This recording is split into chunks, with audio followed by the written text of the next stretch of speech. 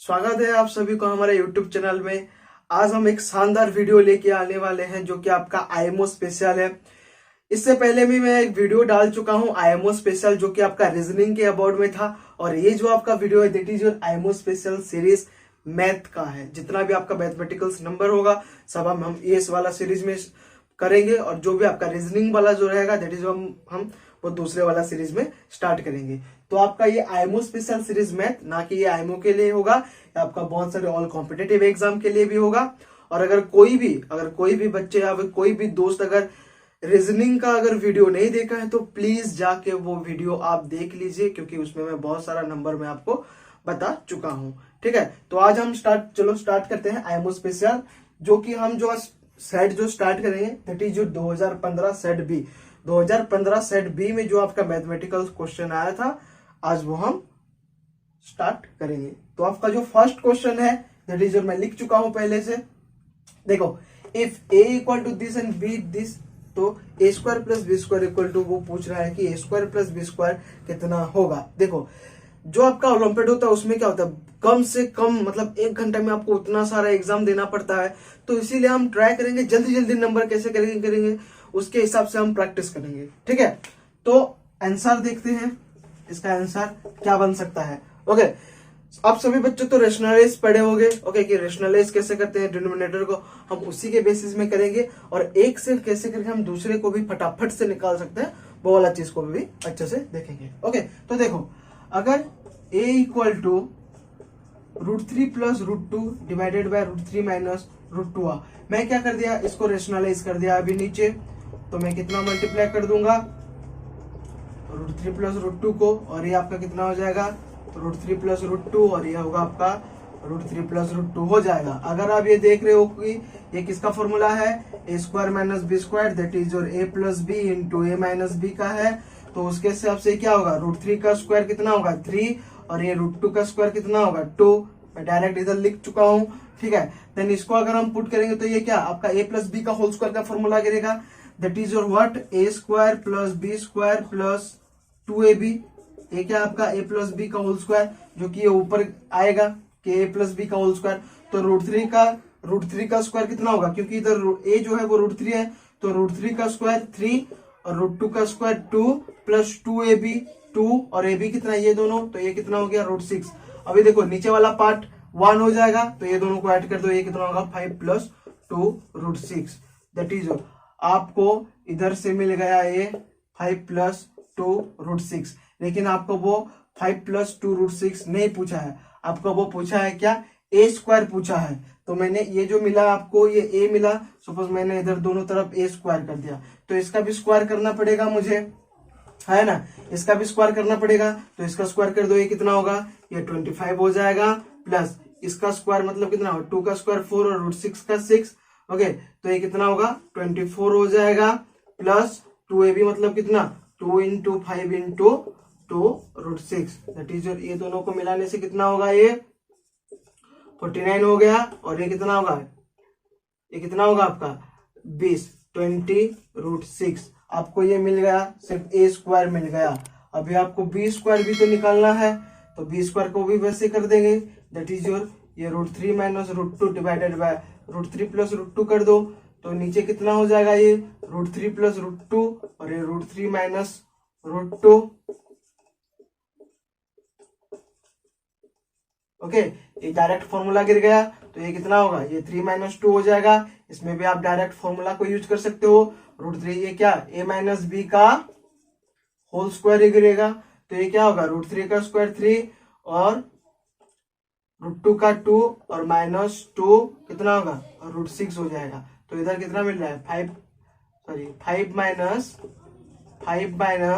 2 √6, और नीचे वाला 1 हो गया, तो मैं इसको लिखा ही नहीं, तो ये आपका b मिल गया इतना। लेकिन मुझे क्या चाहिए, बी स्क्वायर चाहिए, तो बी स्क्वायर इधर पुट करूंगा तो ये कितना मिलेगा, ये 25 मिल जाएगा, ये 24 मिल जाएगा, माइनस कितना 20 √6, आपको ये इतना मिल जाएगा। तो ये कितना होगा आपका 49 माइनस 20 √6। अभी देखो, तो आपको ये बी स्क्वायर मिल गया, ये स्क्वायर मिल गया, हमको अभी पूछा क्या है वो कि A square plus B square पूछा है, तो ये दोनों को ऐड कर देंगे।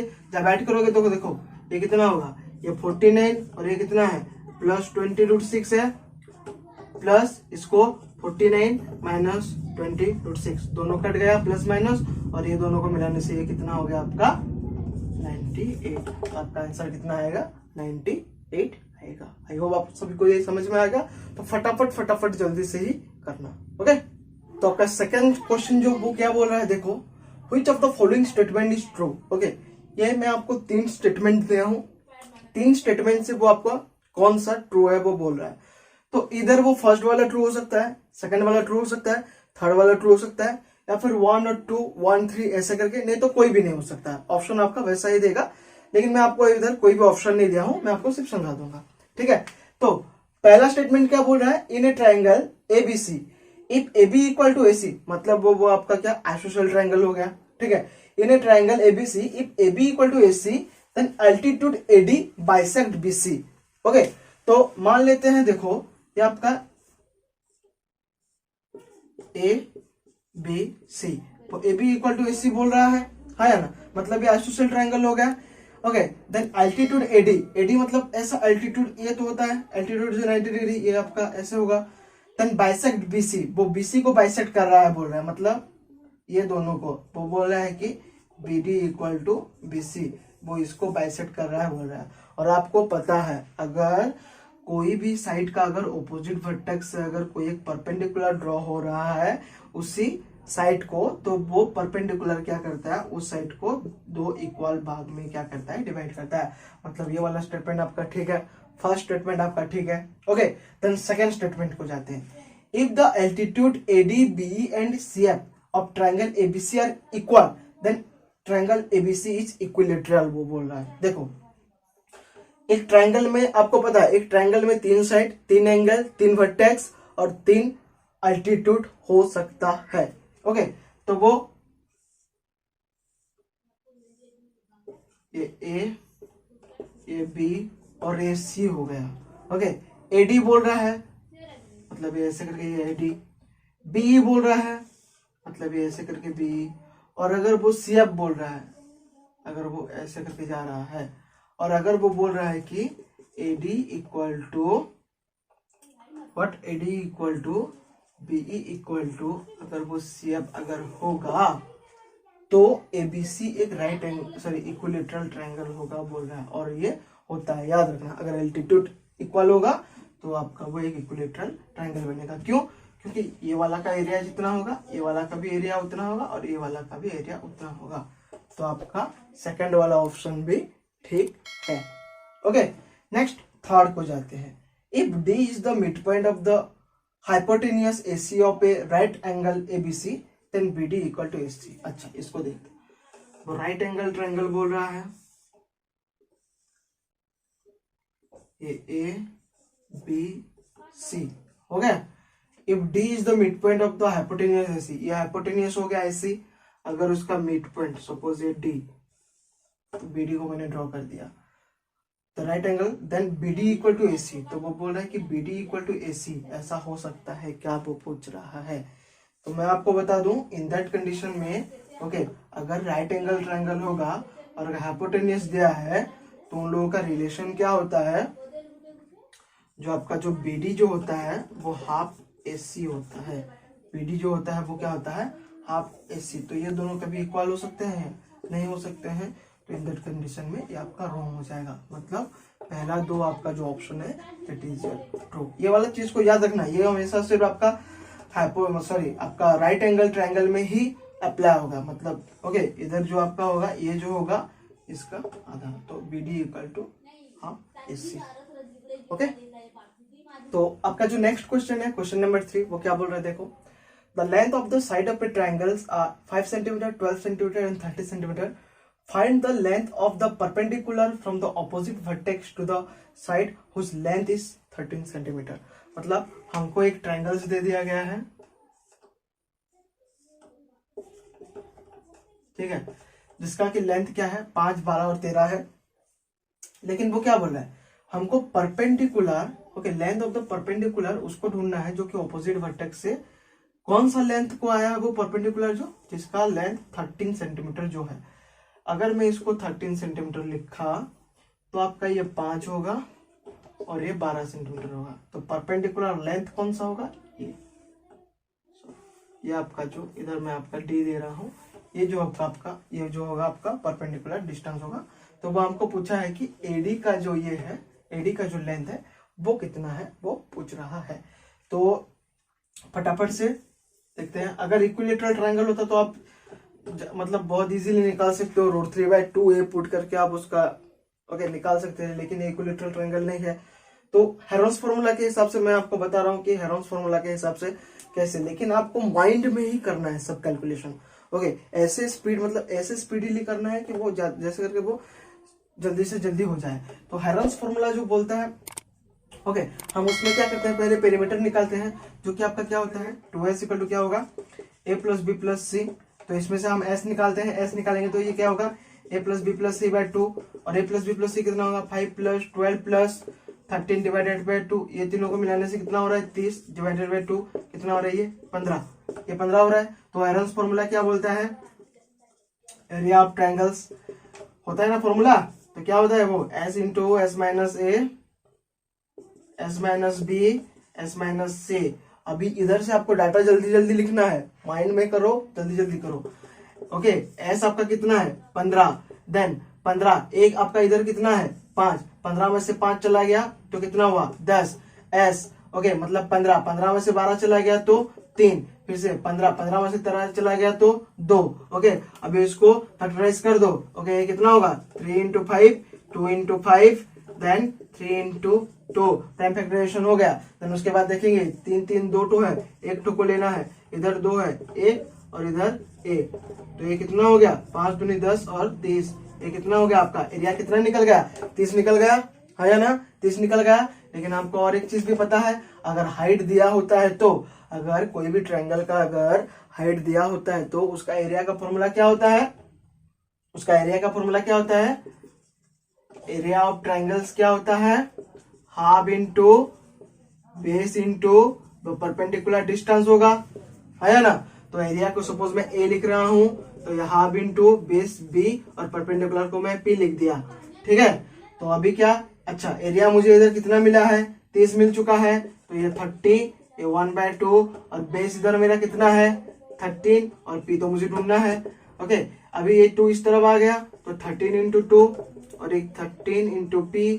तो ये कितना 60 = 13 × p, तो p = वो कितना मिलेगा 60 / 30 इतना सेंटीमीटर। इसको आप पॉइंट में भी निकाल सकते हो, नहीं तो अगर आपका ऑप्शन में भी इतना है तो आप इसको भी ना कर सकते हो। तो आपको देखो अगर हेरोन्स फॉर्मूला में आप इधर a b c अगर हर एक को अगर पुट करके करके जाओगे तो आपको और भी टाइम लगेगा। तो इसीलिए इन सभी को माइंड में करो, नहीं इसको मान लो कि ये a b c है, डायरेक्ट इधर पुट कर दिए, माइनस माइनस करके लिख दिए तो आपका एरिया निकल गया। एरिया निकलने के बाद वो आपका परपेंडिकुलर निकल गया, ठीक है। तो स्पीडीली ही करना है, तो माइंड में कैलकुलेशन करो और कॉपी में आप उतना, उधर तो कोई कॉपी तो देखने तो नहीं जाएगा, आप तो उसमें एमसीक्यू ही करोगे। तो जितना आप माइंड में कैलकुलेशन करोगे आपके लिए वो उतना ही अच्छा होगा, ठीक है। नेक्स्ट क्वेश्चन जो आपका है वो ऐसा वाला एक डायग्राम दे दिया है, ठीक है, और जिसमें कि आपको बोला है AG parallel to CF, AG parallel to CF बोला है, और GCD आपको ए वाला एंगल ढूंढना है।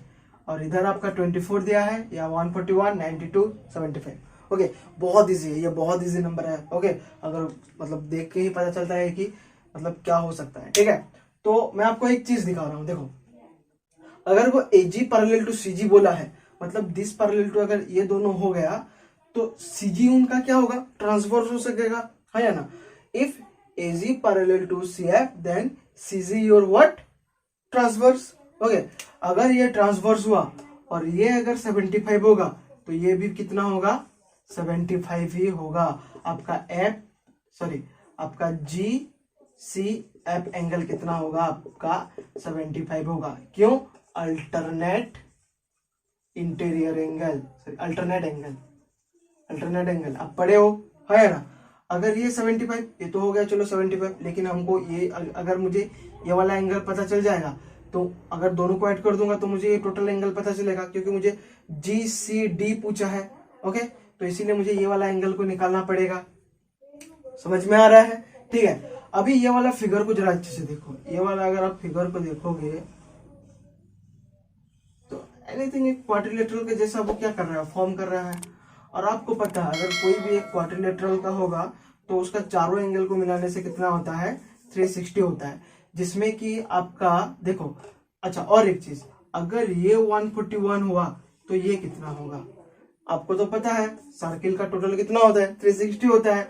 अगर मैं 360 से 141 को क्या कर दूंगा, माइनस कर दूंगा, तो ये 9 आ गया, ये कितना हुआ, ये 1 और ये कितना हुआ, 2। ओके, मतलब ये जो है ये वाला जो पार्ट है ये कितना मिलेगा आपका, 219 मिलेगा। अभी आपको और एक चीज भी पता है, जैसे कि मैंने आपको बोला कि ये क्वाड्रिलेटरल बन सकता है, मतलब क्या, this angle this angle this angle और इसको मिला के क्या होना चाहिए, 360 होना चाहिए।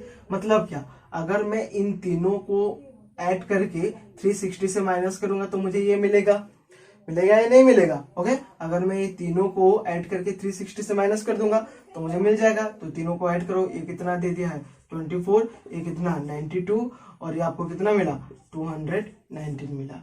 ठीक है, तो इसको करोगे तो ये कितना हो गया 335 मिला। ओके, तो इसको क्या करना है, 360 से 335 को माइनस कर दो तो ये 5 हो गया और ये 2, तो ये कितना होगा आपका, ये 25 होगा। ये कौन सा एंगल आपको मिला, DCF इक्वल टू कितना मिला, 25 मिला। लेकिन वो आपको तो वो वाला तो एंगल नहीं पूछ रहा है, वो आपको पूछा कौन सा है, GCD। और अगर आप अच्छे से देखोगे ये GCD ये जो एंगल हुआ है ये दो एंगल को मिल के हुआ है। कौन कौन सा एंगल आपका, GCF प्लस एंगल DCF, मतलब इन दोनों का वेट कर दो, ये 75 plus 25 that is your what 100। तो ये होगा आपका correct answer, that is your 100। Okay, समझ में आ रहा है, वेरी गुड। तो ये जो एक क्वेश्चन है ये आपका 2015 सेट बी में आया था। ये बहुत बहुत इंपॉर्टेंट क्वेश्चन है। इसका बस बहुत ही आसान ही तरीका है, सिर्फ 2 लाइन में हो सकता है, लेकिन उससे पहले आपको कुछ चीज को याद करना पड़ेगा। ठीक है, क्वेश्चन को देखना पड़ेगा कि ऐसा टाइप का क्वेश्चन है या नहीं है। तो क्वेश्चन में पहला जो है वो आपको ऐसा पूछा होगा कि difference between simple interest and compound interest, ऐसा पूछा होगा, वो पहले याद रखना। ओके, वो आपको सिंपल इंटरेस्ट और कंपाउंड इंटरेस्ट ऐसे आपको डिफरेंस पूछा होगा। ओके, मैं आपको कंडीशन बता रहा हूं, देन उसके बाद बता दूंगा कि कैसे करना है। पहला कंडीशन जो है वो सिंपल इंटरेस्ट और कंपाउंड इंटरेस्ट ऐसा पूछा होगा। सेकंड कंडीशन क्या होगा आपका, अगर वो टाइम दिया है, कुछ टाइम दिया है क्या। ओके, इधर हमको टाइम दे दिया है कितना, 2 साल, तो ये आपका 2 साल भी हो सकता है, 3 साल भी हो सकता है, 4 साल भी हो सकता है, कुछ भी हो सकता है। ओके, बेसिक चीज जो मतलब अभी जो बोल रहा है हमको कितना, वो बोल रहा है हमको 2 साल ही वो बोल रहा है। ठीक है, अच्छा, और रेट जो एक दिया है, क्या दे दिया है आपको, एक रेट दिया है 4% दिया है और इच। अच्छा, ये जो ₹1 है ये क्या है, ये क्या है, देखो ये आपका ये मतलब सिंपल इंटरेस्ट और कंपाउंड इंटरेस्ट का ओके 1 है। तो क्वेश्चन क्या बोल रहा है, देखो the difference between the simple interest and compound interest compounded annually on a certain sum of money for 2 years at 4% per annum is ₹1। मतलब मान लो कि मैं कुछ कहीं से भी एक लोन लाया। ओके, मैंने इसको क्या किया, इसका कुछ पोर्शन को मैंने सिंपल इंटरेस्ट में किया और इसका कुछ पोर्शन को मैंने कंपाउंड इंटरेस्ट में किया। तो सिंपल इंटरेस्ट में ये भी 4 साल, ये भी 4 साल का, सॉरी 2 साल का हुआ। लेकिन इंटरेस्ट जो है वो कितना 4% का ही है, मतलब इसमें भी 4% और इसमें भी 4%। तो 2 साल के बाद जब 4% के हिसाब से मैंने देखा क्या कि ये सिंपल इंटरेस्ट और कंपाउंड इंटरेस्ट इन दोनों के बीच में बस गैप कितना हो रहा है, बस ₹1 का क्या हो रहा है, गैप हो रहा है। ठीक है, तो वो वाला चीज को जरा ध्यान देना। आपको पहले एसआई और सीआई के बीच में डिफरेंस आपको एक दे दिया होगा, टाइम देखना और रेट देखना। ठीक है, हमको पूछा क्या है, प्रिंसिपल ढूंढने के लिए वो पूछा है, क्या आपको प्रिंसिपल ढूंढने के लिए वो बोल रहा है। ठीक है, तो इन दैट कंडीशन में कैसा होगा, देखो इधर आपका टाइम 2 साल दिया है, मैं आपका 2 साल ही बता रहा हूं। ओके, अगर टाइम अगर आपका 2 साल दे दिया है, ओके, तो इन लोगों का जो आपका SI माइनस CI ये जो होगा, देखो रेट कितना है 4% ही है, रेट कितना है 4% के हिसाब से ही हो रहा है। तो जो आपका जो टोटल जो रेट कितना 2 साल तक गिर रहा है या ना, 4% करके कितना 2 साल तक ही जाएगा। तो मतलब 2 साल के बाद जो आपका SI और CI का टोटल रेट कितना होगा, देखो जब भी आपको ऐसा 2 साल का दिया होगा तो आप एक काम करना, क्या कर देना, जितना भी रेट दिया होगा उसका स्क्वायर, मतलब कितना 4 का स्क्वायर कितना है 16 है। लेकिन एक चीज याद रखना, जब 16 लिखोगे 16 नहीं, ये क्या होगा, इसको आप 0.16 लिखना। ठीक है, ये ट्रिक है, ये ट्रिक है, मतलब कैसे करके आप ये नंबर को आप फटाक से निकाल सकते हो। ठीक है, सपोज इधर आपका रेट 3% दिया होता 2 साल में, तो आपका रेट कितना हो जाता, देखो अगर ये 2 साल में अगर आपका रेट जो है वो कितना दे दिया 2% दे दिया, तो SI माइनस CI में आपका रेट कितना हो जाएगा, ये आपका रेट कितना हो जाएगा 0.04, क्योंकि 2 दूनी 4। फिर से मैं 2 साल का ही बात कर रहा हूं, अगर 2 साल में रेट अगर 3% हो गया तो SI माइनस CI में आपका टोटल रेट कितना होगा 3 3 9, मतलब 0.09%।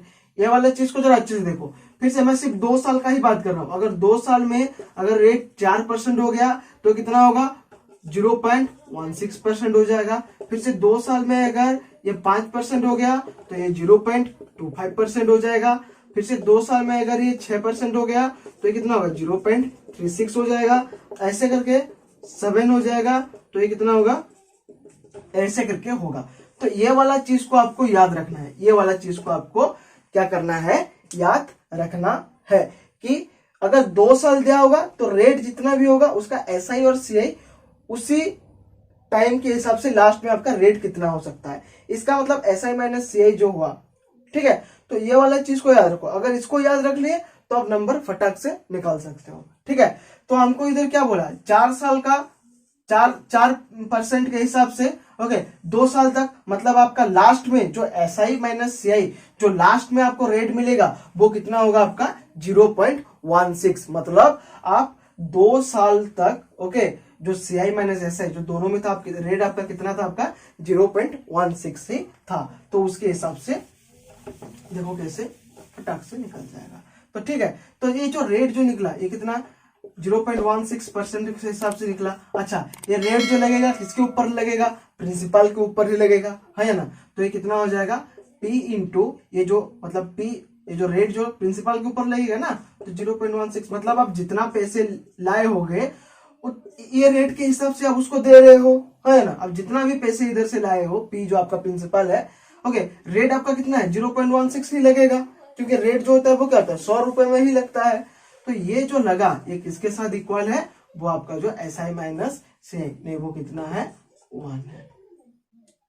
ठीक है, ओके तो इधर से निकाल दो, ये P इंटू ये कितना होगा 16 डिवाइडेड बाय, अच्छा मैंने परसेंटेज को हटाया तो परसेंटेज को हटाया तो इधर डबल जीरो, लेकिन फिर से मैंने पॉइंट को हटा दिया, डेसिमल को कन्वर्ट कर दिया फ्रैक्शन में, इसीलिए 2 डिजिट था, इसीलिए इधर 2 डिजिट। ओके, तो इधर कितना हो जाएगा अभी 1 हो जाएगा। तो ये P कितना होगा, ये उस तरफ जाके मल्टीप्लाई हो जाएगा और ये इस तरफ जाके 16। ओके, अगर हम इसको काटा करेंगे, सब काटेंगे तो ये आपका निकलेगा 625 आपका आंसर निकलेगा। तो आपका सम जो है वो प्रिंसिपल कितना है आपका 625 रुपया ही है। ठीक है, बस कुछ नहीं, इसमें कुछ था क्या, नहीं था। बस आपको इधर ध्यान देना है, अगर वो 2 साल बोला है, याद रखना 2 साल बोला है और इधर इधर रेट कितना दे दिया है, 2 साल बोला है, अगर इधर 7% दिया है तो आपका इधर कितना हो जाएगा 0.49%।